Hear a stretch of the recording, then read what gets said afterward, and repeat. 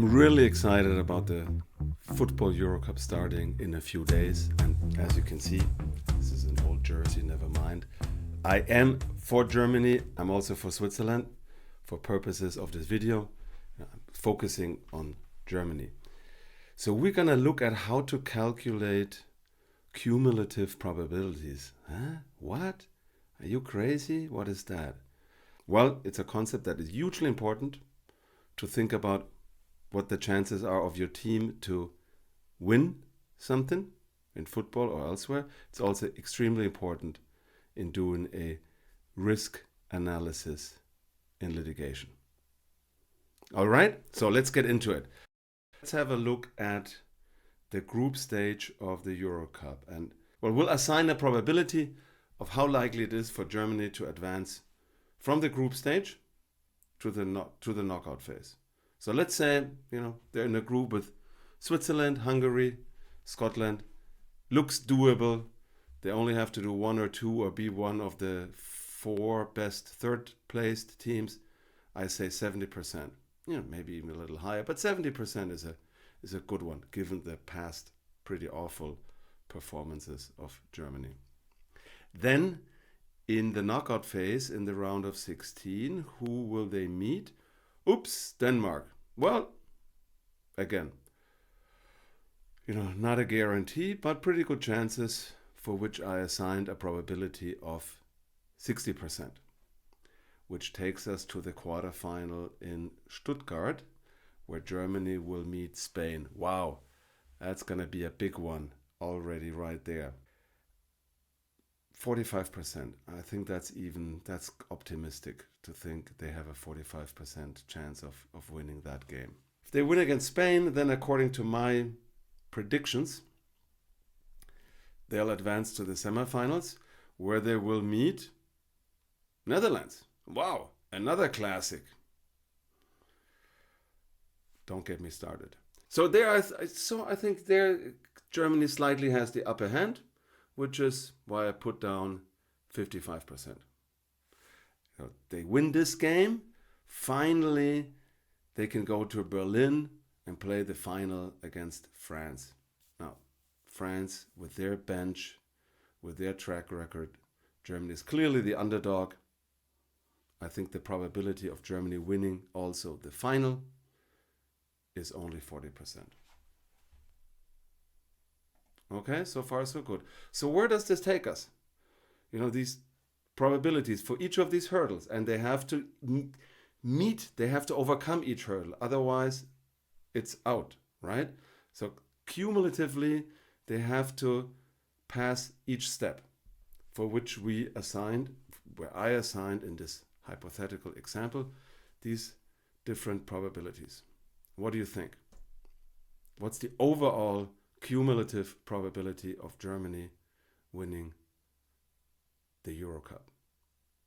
Surprisingly low, 4.2%. Huh? Who would have thought?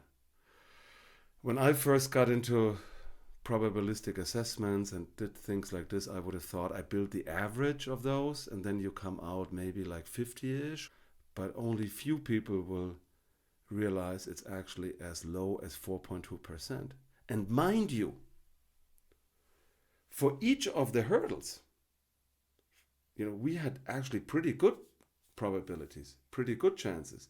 These are not odds of a total outsider, but still only 4.2%. And this is what happens very often.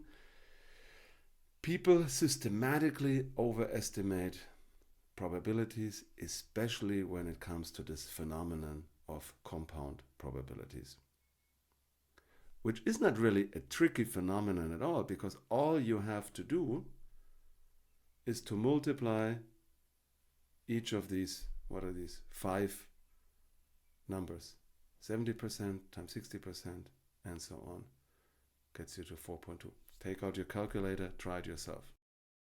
Now, it's a small chance, 4%, but I'm still hopeful Germany can do it. Now on to litigation. Obviously, in litigation, it is hugely important that you're able to at least somewhat estimate what are the chances of winning or losing. We all heard this question from clients before, what are the odds?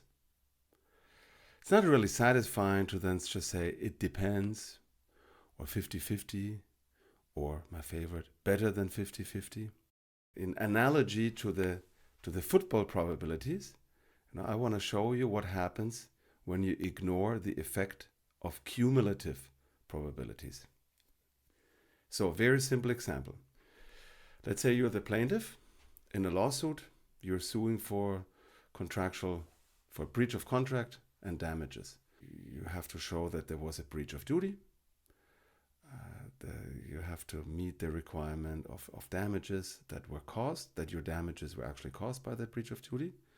And then in our example, by the way, the other side has claimed that your claims are time barred.